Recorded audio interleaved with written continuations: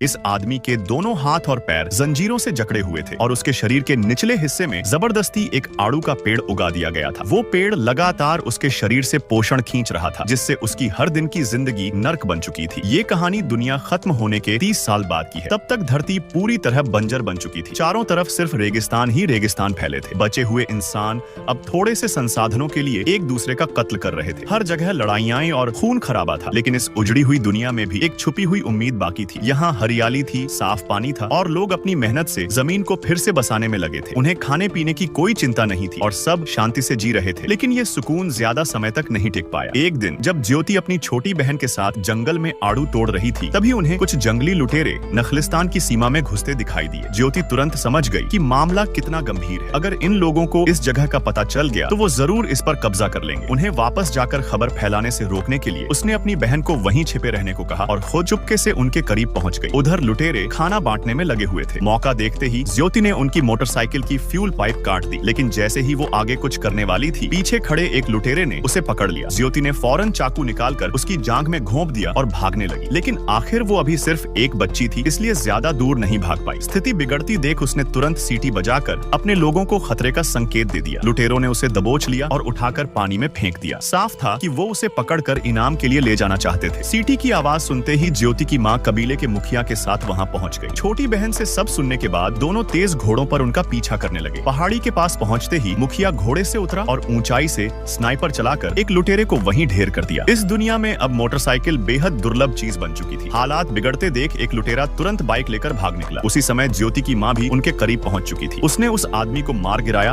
और खुद बाइक पर सवार हो गई। बाइक देखकर वो भी हैरान रह गई। ये साफ था कि ये चोरी की मोटरसाइकिल थी। उसने मुखिया से कहा कि वो कबीले में वापस लौट जाए, जबकि वो अकेले जाकर ज्योति को बचाएगी। इधर लुटेरों को भी समझ आ चुका था कि उनका पीछा करने वाला कोई बेहद खतरनाक इंसान है, इसलिए उन्होंने पूरी रफ्तार से भागना शुरू कर दिया। लेकिन अगले ही पल सबसे पीछे भाग रहे आदमी के सिर में गोली लगती है।